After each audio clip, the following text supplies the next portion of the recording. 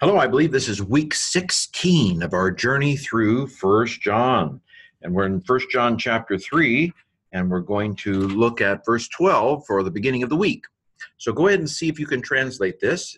The verse divisions this week are a little short, long, short, anyway, this is a long one. So can you do it? Here's my translation. Not like Cain, not like Cain was from the evil one, and he murdered the brother of him. And because of what did he murder him? ? Because his deeds were evil, but those of his brother were righteous. So he had moral envy. He had righteous envy. That doesn't sound right. Anyway, his brother was good, and it ticked him off. You ever known anybody like that? I think I can think of a situation where someone just hated being around a certain place because everybody was just so nice there. Anyway, so Cain is upset at his brother Abel because his brother is righteous and he's not, and he killed him. Now, we might want some context, so let's go back to last week. Because this is the message that you heard, that we should love one another. Let's go back even further. Verse 10, blah, blah, blah, blah, blah, blah, blah, blah, blah. 9, verse 9. Everyone who's been born of God does not practice sin because God's seed remains in them. They're not able to continue sinning because they've been born of God. So sin does not go with being a Christian.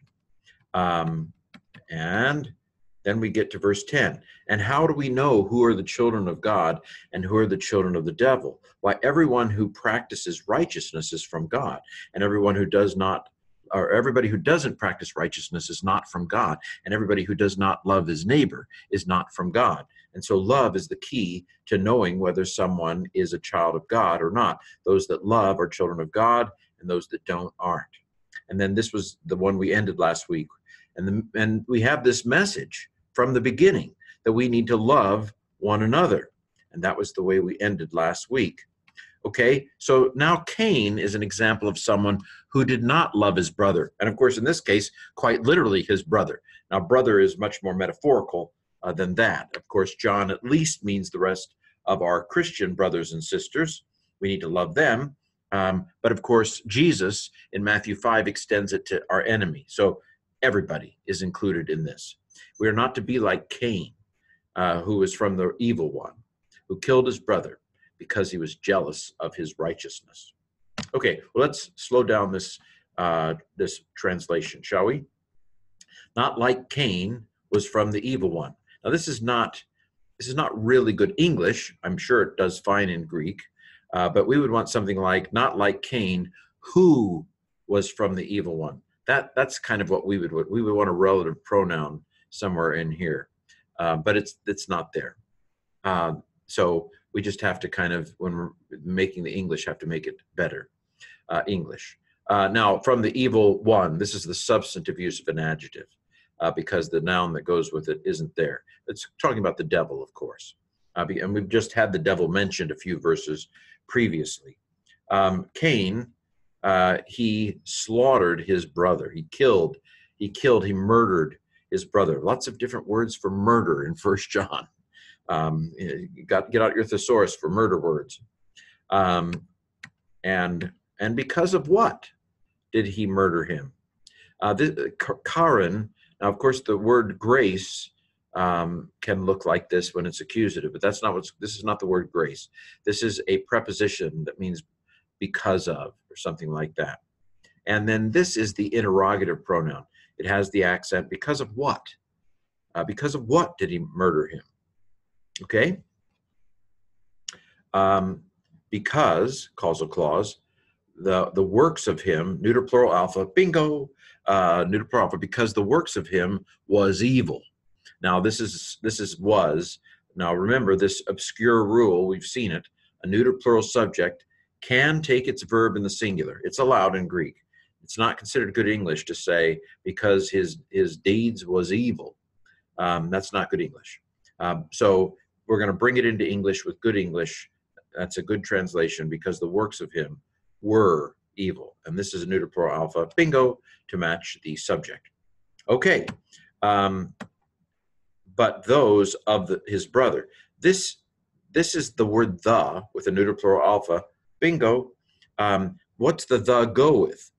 Well, the is something like it's talking about works, really. And the works of the brother of him were righteous. This is the predicative use of an adjective because the to be verb isn't there. We have to add it in. The works were righteous. Okay. Now, because the word that goes with ta isn't here, we know it's works, but because it's not here, we call this, get ready, the substantive use of a genitive phrase.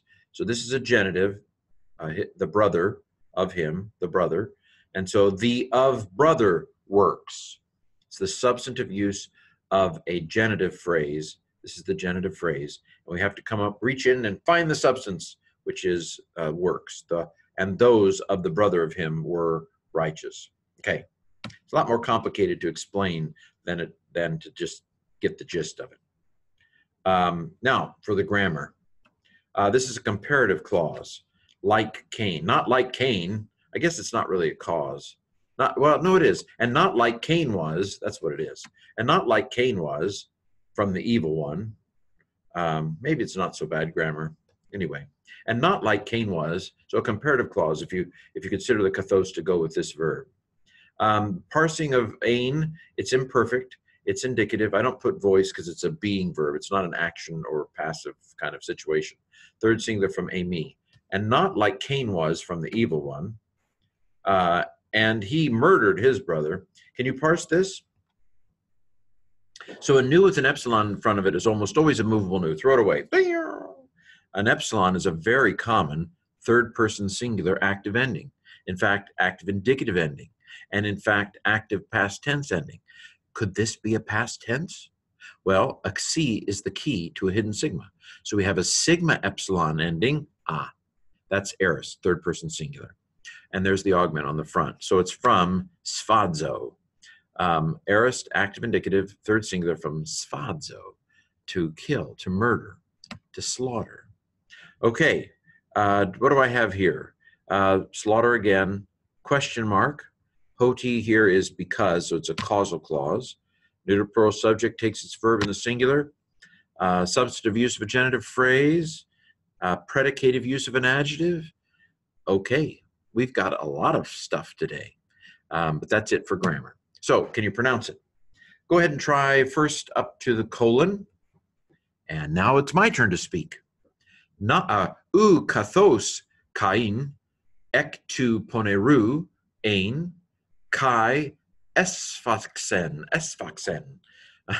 ton adolphon autu. By the way, this two dots here is called a diaeresis. It means don't pronounce this like a diphthong. Don't say kain, say kain, kain. Don't pronounce them together. That's what the diaeresis says. Don't stick this. Okay, do it up to the comma, or up to the comma. Kai, Karen, Tinos, Esfaxen, Auton, Hoti, To, Erga, Autu, Ponera, Ain. And try the last bit. Ta, De, Tu, Adelfu, Autu, Dikaya. Okay, so now let me try it at regular speed. U kathos kain ek tu poneru ein, kai esfaxen ton adolphon autu, kai karen tinas esfaxen auton, kai karen tinos esfaxen auton, hoti ta erga autu ponera ein, ta de tu adolfu autu dikaya. Now, anyway, not my best work, but it will do for a Monday. This has been 1 John 3:12.